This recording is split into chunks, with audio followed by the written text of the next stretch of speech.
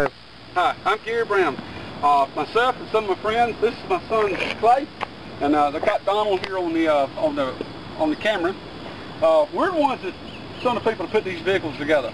We were fed up with all high fuel prices. We figured, if you can't find a vehicle that gets the kind of mileage you want, maybe you just have to build it. Now, I was raised on a farm, and I've been around farm equipment all my life. Also, my brother and I have operated a farm equipment rebuilding shop for 30 years. We rebuild farm tractors. We knew that farm tractors were much more fuel efficient than automobiles. And I've always felt like there was a little dirty politics involved in that thing somewhere. So what we did is we bought some vehicles. This is a 95 Ford pickup truck, a F-150. We bought this truck for $3,000. We bought it, ran like new, but we pulled a V8 engine out. It had a lot of miles on it. So we bought a cheaper vehicle. It was clean, it was pretty, had a nice interior. So we pulled the gasoline engine out. And what we did is we went to install a 4-cylinder Ford tractor motor, because we mostly work on Fords. But the 4-cylinder was too heavy, so what we did is we went back and exchanged. We took the 4-cylinder motor back out and put a 3-cylinder in. So from the very start, I was making one mistake after another. Even though the 4-cylinder was too heavy, it would have been much smoother than the 3-cylinder. The 3-cylinder did not have enough horsepower, so I added a supercharger to it, which was $3,700. I'm doing everything wrong. That's what I told people to start with. When you start something like this, you're going to do everything wrong you possibly can, I guess, to start with. So we went back to 3-cylinder, went with a supercharger to boost the horsepower. Now, these things aren't that hard to build. You can buy things. This came out of a wood chipper machine. It had a 4-cylinder Ford motor in it. It had the bell housing, clutch, pressure plate assembly with a disconnect lever. And we took that off. We just slid a T5 5-speed overdrive transmission in the back. So bolting the transmission in the back, we had to make our own motor mounts. We had to make those fit. We had to change the front slip yoke on the transmission and shorten the drive shaft a little bit. Now we added a 12-volt vacuum pump, so we have vacuum to run our brakes, and if you had automatic, it would shift the transmission, which some of the vehicles later on would be. And also this works your air conditioner controls. But basically what we got here is a package. This truck right here, when we first built it, we were tickled with it. We had a lot of money in it, a lot of things we did wrong to start with, including the 3-cylinder engine, because it's not as smooth as the 4. We later had the engine blueprinted and balanced, trying to get the shake out of it, but it just didn't work. But we love the truck. We call it Old Shaky. Now on the road, it smooths out, it does fine. This vehicle runs 100 miles an hour, it gets about 40 miles to a gallon. Power steering, power brakes, air, full-size truck. And we call it Old Shaky or our baby, whichever one you want to call it.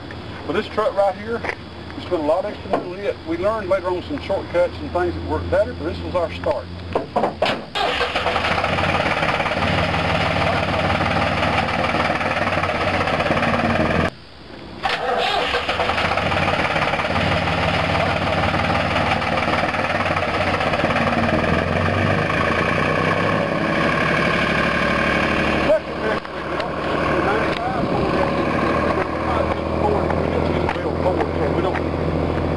People just to buy Fords. This just happened to be the ones we found for sale that were high miles, low price, clean, pretty bodies and interiors.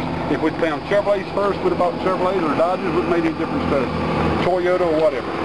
Now in our second, and this vehicle was one of the last pickups we built, we got an engine out of a Jacobson J10 reel cutter. Now Toro has the same thing. It's got a 4-236 4-cylinder Perkins engine, and it had a bell housing on the back, and it had a heavy-duty Chevy truck transmission. When we didn't want a heavy transmission, we wanted overdrive. So we took the heavy-duty transmission out, went to a salvage yard, and we got them to exchange it for an overdrive transmission. So what we got here now is basically we got a Ford truck, we got a Perkins engine like they put in the Massey Ferguson farm tractor, and these things in a lot of other applications: skid steers, mud pumps, generators, irrigation pump, all sorts of things. This particular engine was put in here for this pickup. Now this engine was about 75 horsepower. We later added a turbo to boost it just a little bit. Now after we mounted this one in this truck, this taught us some things, that you really need to have a 4-cylinder. It's much smoother, operates much better. Now again, we used a 12-volt vacuum pump to run the brakes and the air conditioning. And we did things under the hood to try to save belts and pulleys. Like for instance, we got a 12-volt thermostat operated fan to cool the radiator. You don't have to go to large radiators on these trucks. Standard radiators in the vehicles work fine. We got a lot of sophisticated stuff here, like this is an exhaust pipe that connects the hoses from the tractor engine to the truck. These pipes right here are just water pipes, connect the heater system off this engine. I think that came from Lowe's or Home Depot or somewhere. But it's just, it's not that complicated. If you wanted a house built and you had this set of plans, you said, this is my dream home, this is what I want. If you can't build a house yourself, you don't say, well, I can't build a house, I'll never have this house.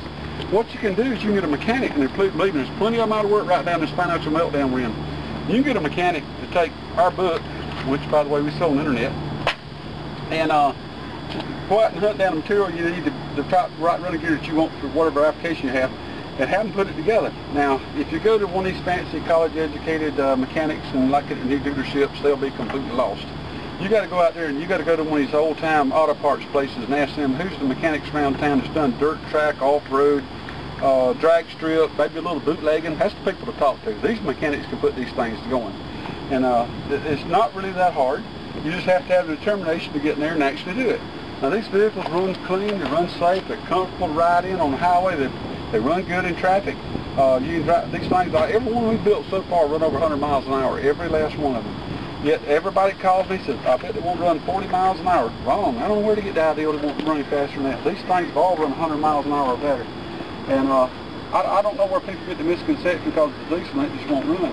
There's a drag strip vehicle out there on the market today that's running about like 160 miles an hour and a quarter mile. You know, that's with a diesel, and that proves that diesel is not slow.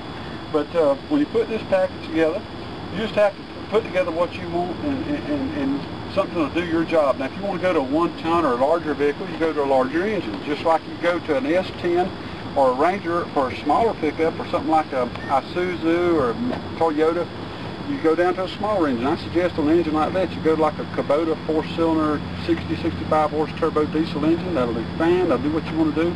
Man called me last week, and he just put a 4-cylinder, 65 horse Kubota 4-cylinder turbo diesel engine in a 99 Isuzu truck. He was very pleased with it. I've talked to people across this country. People have bought this book, and for some reason this inspired them. One guy put a 40-20 John Deere engine in a Class A 48-foot motorhome. We got people that's put these small Kubota engines and Jeeps, and I'm not talking about just like the Cherokee, I'm talking about the CJ7s and 5s. And anytime you change out a gasoline engine and go to a diesel engine, you're going to get 2 to 3 times the gas mileage simply because the diesel burns the fuel more efficiently.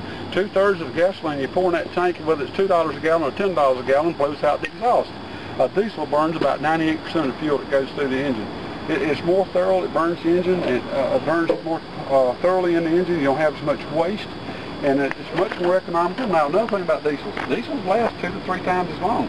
It's not uncommon to have diesel power like Mercedes-Benz automobiles that'll run 500,000 miles without overhaul. And these large trucks, some of them run 500,000 to more miles without overhaul. Diesels generally last longer to get better mileage. They're less finicky, they're easier to service. I just believe that we got a conspiracy to rob us blind. That's the meltdown in this country we've seen in the last few months. I hate to be one that says I told you so, but I told you so. These oil companies will rob us blind. They're giving tight money to the senators and congressmen. They buy them off. They're buying off the networks with a giant millions and millions of dollars in advertising money, and we're left just to be victims. They're cleaning us out.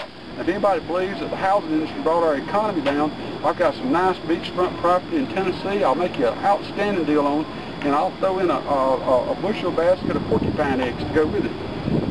It's the oil companies that robbed us, that's brought our economy to its knees.